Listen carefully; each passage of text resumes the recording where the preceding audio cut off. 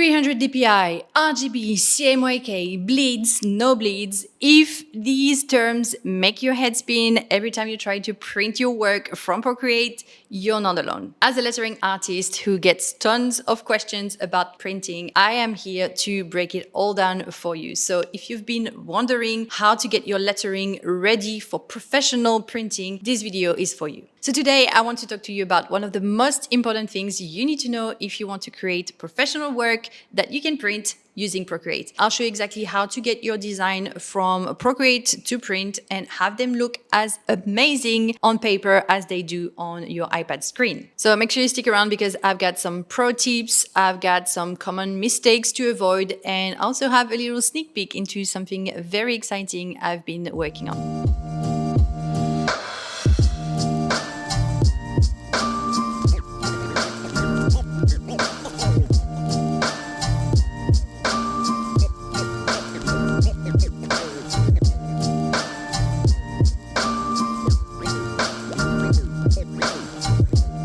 Hi everyone and welcome back to my channel. If you're new here, I'm Aurélie, a lettering artist from the Gold Coast in Australia. I am passionate about helping other creatives improve their lettering skills, find their own style, and sell digital products online. If that's something you're interested in, make sure to check out my website. In today's video, I'll be sharing with you the best practices to aim for when creating your work in Procreate and also how to export it in the right format so it's ready for print. So you can think of this video as a little checklist of all of the things that you need to do before you send your work to print. Now, of course, I could spend hours diving deep into all of the technical details of printing and all of the advanced techniques, but I have decided to keep things very focused on just the essentials. So in other words, trying to make this as easy as possible and just sharing with you the most important information that will allow you to print perfectly right away. Let's dive in.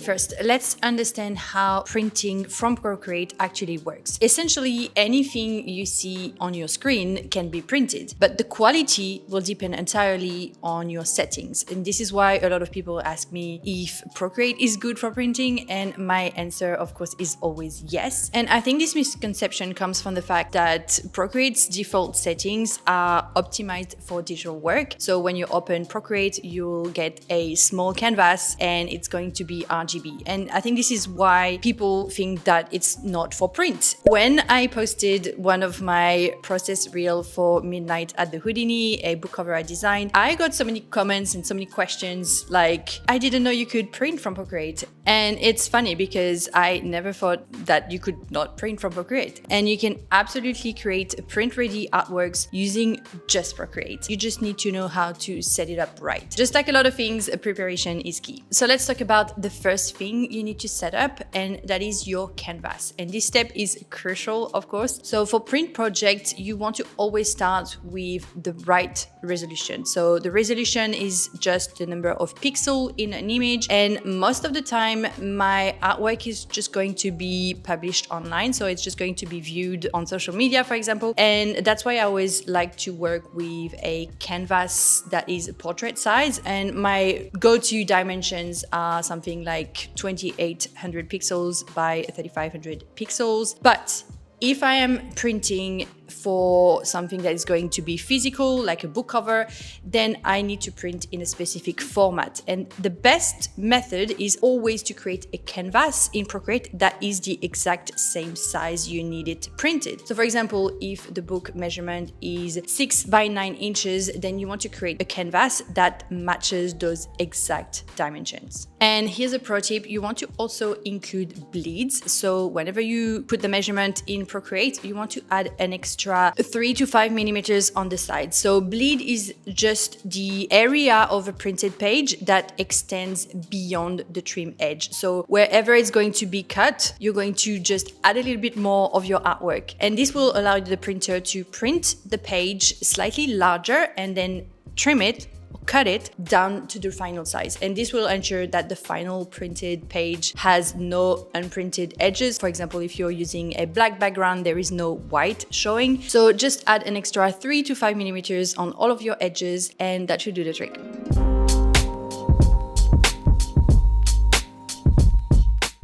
Okay, now that you know you can print any canvas at any size, the next question is quality, because you can have the right size of canvas, but if you don't have the right DPI, then the quality isn't guaranteed to be good. So DPI stands for dot per inch, and it just measures the number of dots in an image. So the higher the DPI means more dots, which will result in a high quality print with more details. 300 DPI is the standard for high quality prints, so just remember that number forever. 300 DPI. So you can set your DPI to 300 or more and you will be just fine. So if you do that for any artwork, you'll be good, because this is the industry standard for the best print quality. Anything lower than 300 could result in a blurry print. Anything like 72 DPI is usually best for web. And if you don't do that, your printer may not be able to print your image in full size.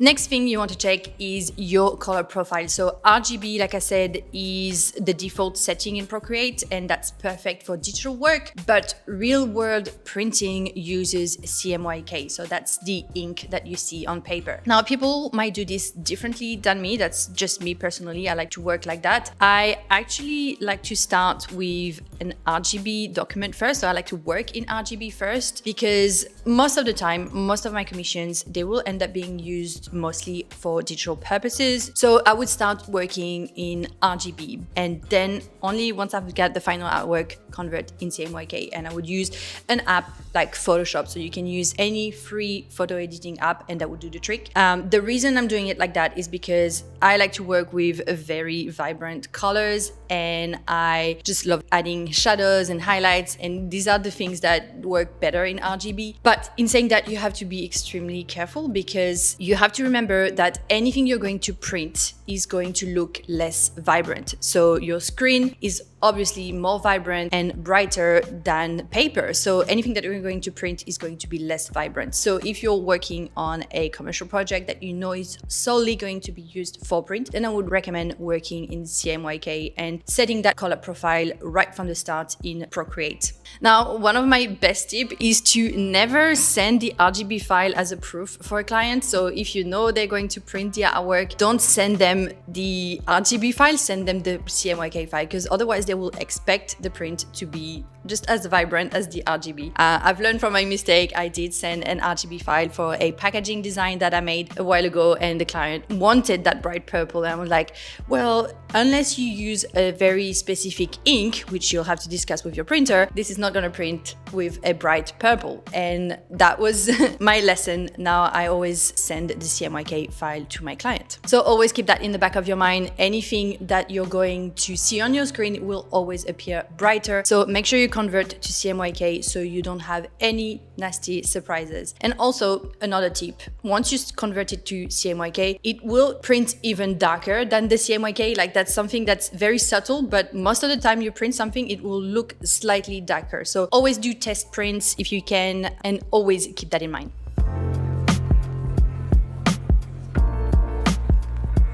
Okay, so let's recap. We've got our right size of canvas. You've set the DPI to 300. You've converted your artwork to CMYK either right from the start or at the end. And you've designed something absolutely stunning. Next up, what do? You're going to export your file. And here's where things get real. You want to export your file as a high resolution PDF for print jobs. That's usually the standard. There's always other files that you can print, but if you do a PDF, you're guaranteed to be doing the right thing. You'll just go into your Procreate app and you can tap export as a high quality PDF, and this will ensure that you don't lose any quality. And if you've done all of the presets that I told you before, your PDF is going to be the best option you can give your printer. Now, here's another pro tip. You want to make sure that you never flatten any of your artwork. So if you have a Procreate file with lots of layers, make sure you rename all of those layers and keep a copy of that file. Never flatten anything, because you will have to go back to it and make some changes, whether it's changing the colors or adjusting the bleeds, whatever that might be. You want to make sure you still have your layered files. And trust me, your future self will thank you for that.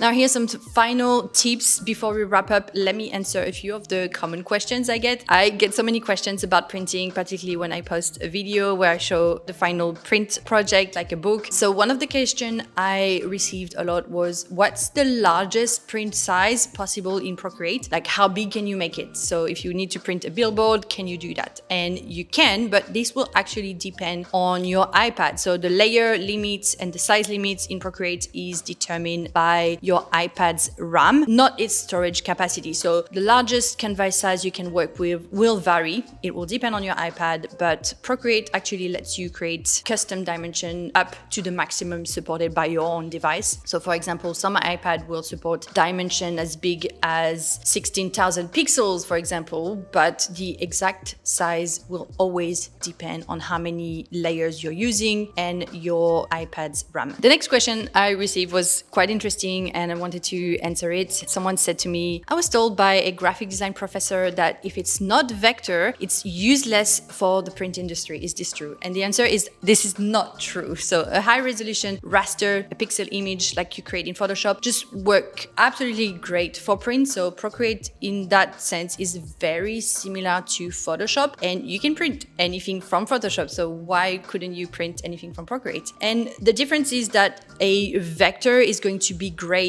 if you need to print at different scales, different sizes, if you need to resize things, or if you need to print with a special printing technique like foil or embossing, but it's just going to be less detailed. So a vector essentially is better for logos and special printing, and raster images, pixels are just better for more details. But this is something obviously you'll have to discuss with your client prior to commencing the project. So if they will need a vector version, just ask them before commencing the work. So mastering all of those print preparation technique is a super valuable skill for any professional lettering artist who want to expand their career opportunities. If you want to become a professional, I would recommend learning all of those. Speaking of which, I'm going to be launching a brand new course on book cover design in Procreate very soon. And in this course, I will be walking you through everything from brainstorming your concept to creating a design that the publishers and the author will absolutely love. I will have more details coming soon, obviously, but if you're ready to become a professional lettering artist, then this course is going to be a game changer for you. And also this course will be using the whimsical lettering toolkit, so you can already get an idea of the style we'll be working on. And I've given you a link in the description box where you can put your details, and you'll be the first to know when the course launches.